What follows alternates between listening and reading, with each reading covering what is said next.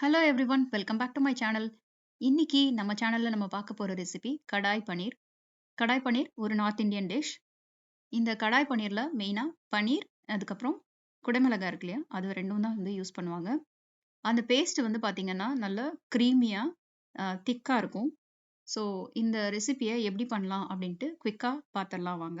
இதுல step by ஸ்டெப்பா நம்ம பண்ணிக்க போறோம். ஃபர்ஸ்ட் வந்து இந்த கிரேவிக்கு தேவையான பொருட்கள் வந்துட்டு ஃபர்ஸ்ட் ரெடி பண்ணிக்குவோம். அதுக்கப்புறம் ஒரு மசாலா பவுடர் ரெடி பண்ணிக்குவோம். ஃபர்ஸ்ட் நான் வந்து பன்னீர் எடுத்திருக்கேன். பன்னீர் வந்து இன்னைக்கு 400 கிராம் எடுத்திருக்கேன். அதுக்கு வந்து நான் இன்னைக்கு 4 தக்காளி யூஸ் பண்ண போறேன். அதுக்கப்புறம் 3 வெங்காயம் யூஸ் பண்ண போறேன். அப்புறம் இஞ்சி பூண்டு யூஸ் பண்ணிக்க போறோம். ஃபர்ஸ்ட் இந்த பேஸ்ட் இருக்கு இல்லையா, அது எப்படி பண்றது அப்படின்னு பார்த்துடலாம். 5 பல் பூண்டு, அதுல பாதி அளவுக்கு இஞ்சி, அதுக்கப்புறம் 3 மீடியம் சைஸ் வெங்காயம் நம்ம கட் பண்ணி வச்சிருக்கோம். இது எல்லாத்தையும் ஒண்ணா போட்டு வதக்கிக்கலாம். ஸோ இஞ்சி, பூண்டு 2யும் சேர்த்து லைட்டா வந்துட்டு சாட்டே பண்ணிக்கோங்க. பண்ணிட்டு இப்போ பெரிய பெரிய பீசஸா தான் கட் பண்ணி வச்சிருக்கோம் வெங்காயம். ஏன்னா வதக்கி தான் அரைக்க போறோம்.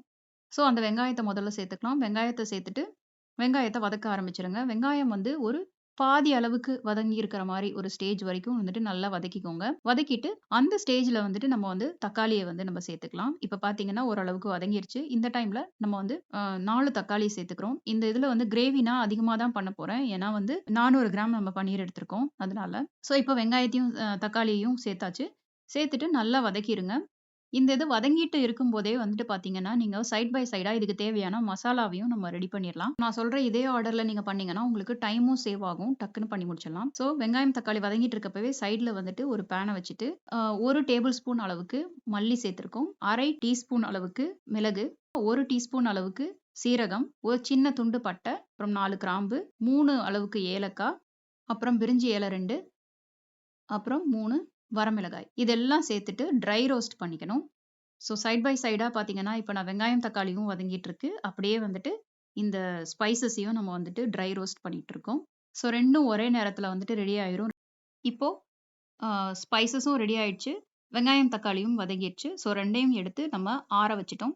அடுத்தது ஒரு பேன்ல எண்ணெய் சேர்த்துக்கலாம். நான் ஒரே பேன தான் திரும்ப திரும்ப நான் யூஸ் பண்ணிட்டு இருக்கேன். வெங்காயம், தக்காளி வந்துட்டு வதக்கிட்டு, அதே பேன்ல வந்துட்டு இப்ப நம்ம வந்து திரும்பவும் எண்ணெய் ஊத்தி பன்னீர வந்து நம்ம ஃப்ரை பண்ணி எடுத்துக்க போறோம். பன்னீர இந்த மாரி வந்து பெரிய பெரிய கியூப்ஸா வந்து நான் கட் பண்ணி வச்சிருக்கேன். ஸோ பன்னீர இந்த மாதிரி வந்து எண்ணெயில போட்டு நல்லா வந்து 2 பக்கமும் ஃப்ரை பண்ணி எடுத்துக்கலாம். ஃப்ரை பண்ணி எடுத்துட்டு இந்த மாரி கோல்டன் ப்ரவுன் ஆகுற மாரி வந்து பார்த்துக்கோங்க. கொஞ்சம் 2 சைட்ஸ்லயும். இப்போ இந்த ஃப்ரை பண்ண பன்னீர எடுத்து தண்ணீல போட்டு வச்சுருங்க. இல்லன்னா பன்னீர் வந்து பார்த்தீங்கன்னா வந்து உங்களுக்கு ஹார்ட் ஆயிரும். அடுத்தது நம்ம இப்ப ரெடி பண்ணி வச்ச மசாலா ஐட்டம்ஸ் எல்லாம் வறுத்து வச்சோம் இல்லையா? அத வந்து ஃபர்ஸ்ட் பவுடர் பண்ணி எடுத்து வச்சுக்கலாம். ஸோ மசாலா ஐட்டம்ஸ பவுடர் பண்ணி நம்ம எடுத்து வச்சுக்கிட்டோம். அடுத்தது இந்த வதக்கி அரைச்ச வெங்காயம், தக்காளி, இஞ்சி, பூண்டு இருக்கு இல்லையா? அத வந்து நல்லா வந்து மிக்ஸியில போட்டு நைஸா ஒரு பேஸ்ட்டா அரைச்சு எடுத்துட்டு வந்துருங்க. ஃபர்ஸ்ட் வந்து குடைமிளகாயையும், வெங்காயத்தையும் வந்து இந்த மாதிரி ஸ்கொயரா பீஸஸா வர மாதிரி வந்து கட் பண்ணி எடுத்துக்கலாம். ஏன்னா ரெஸ்டாரண்ட் ஸ்டைல்ல பார்த்தீங்கன்னா, அப்படிதான் பண்ணியிருப்பாங்க. அடுத்தது ஒரு பேன்ல ஃபர்ஸ்ட் கொஞ்சம் 2 டேபிள் ஸ்பூன் அளவுக்கு எண்ணெய் சேர்த்திருக்கோம்.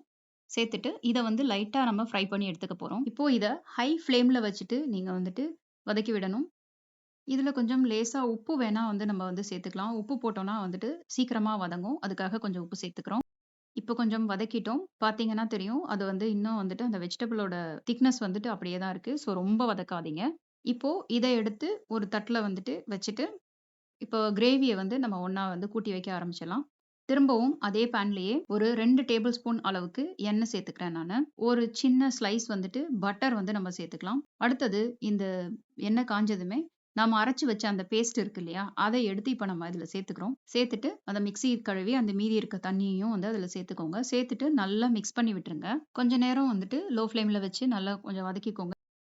அடுத்தது வந்து இதுல காஷ்மீரி மிளகாய் தூள் நம்ம போட போறோம். காஷ்மீரி மிளகாய் தூள்ல வந்து நெறைய வந்து காரம் இருக்காது. ஆனா கலர் நல்லா கிடைக்கும். ஸோ நான் இது வந்து 1 டேபிள் ஸ்பூன் அளவுக்கு நான் காஷ்மீரி மிளகாய் தூள் போட்டிருக்கேன். அடுத்தது நாம அரைச்சு வச்ச அந்த ஃபர்ஸ்ட்டு ரெடி பண்ண மசாலா பொடி இருக்கு இல்லையா? அத வந்து எடுத்து நம்ம இப்ப சேர்த்துக்குவோம். அதையும் சேர்த்துட்டு நல்லா மிக்ஸ் பண்ணி விட்டுறலாம். இப்போ மிளகாய் தூளும், இந்த மசாலாவும் நல்லா மிக்ஸ் பண்ணி, ஓரளவுக்கு வந்துட்டு அந்த பச்சை வாசனை எல்லாம் போயிரும். ஏற்கனவே வதக்குன பொடி தான்.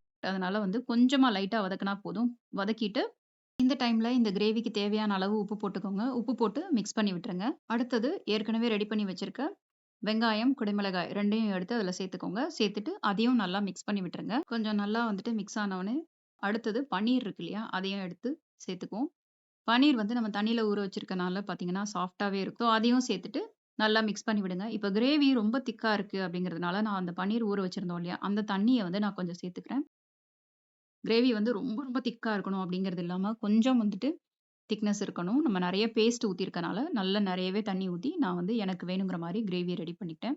இப்போ கசூரி மேத்தி நான் பொடி பண்ணி வச்சிருக்கேன். அத வந்து லைட்டா தூவிக்கிறேன். அதுக்கப்புறம் உங்ககிட்ட ஃப்ரெஷ் கிரீம் இருந்தது அப்டின்னாக்கா, அதையும் சேர்த்துக்கோங்க. ஃப்ரெஷ் கிரீம் இல்ல அப்டிங்கிற பட்சத்தில, நம்ம வந்துட்டு பால் சேர்த்துக்கலாம். இல்லன்னா பட்டர் இன்னும் கொஞ்சம் எக்ஸஸா போட்டுக்கலாம். இல்லன்னா வந்துட்டு முந்திரி பேஸ்ட் இருக்கு இல்லையா? அது கூட அரைச்சு நம்ம சேர்த்துக்கலாம். இது எல்லாமே வந்து ஒரு ரிச்னஸ்க்காக தான். இதெல்லாம் பெர்சனல் பிரெஃபரன்ஸ் தான். உங்களுக்கு வேணுங்கிற மாதிரி வந்து இந்த கிரேவிய நம்ம வந்துட்டு ரெடி பண்ணிக்கலாம். அவ்வளோதான் செம டேஸ்டியான கடாய் பன்னீர் நம்ம வீட்லயே இன்னைக்கு ரெடி பண்ணிட்டோம். கடாய் பன்னீர், சப்பாத்தி, நான் அப்புறம் வந்து பாஸ்மதி ரைஸ வந்து நல்லா ஜீரா ரைஸ் மாதிரி வடிச்சு சாப்பிட்டீங்க அப்படின்னா கூட, அதுக்கு கூட வந்து ரொம்ப நல்லாருக்கும். இந்த ரெசிபிய ட்ரை பண்ணி பார்த்துட்டு எப்படி இருந்தது அப்படிங்கிற உங்களோட கமெண்ட்ஸ எங்களோட ஷேர் பண்ணிக்கோங்க. மறக்காம இந்த வீடியோக்கு கீழ ஒரு லைக் குடுங்க. எங்க சேனல சப்ஸ்கிரைப் பண்ணிக்கோங்க. பக்கத்துல இருக்க பெல் ஐகான கிளிக் பண்ணிக்கோங்க. அப்பதான் நான் போடுற வீடியோட நோட்டிஃபிகேஷன்ஸ்லாம் உங்களுக்கு உடனே உடனே வரும். Thank you so much for வாட்சிங். பாய். Take care.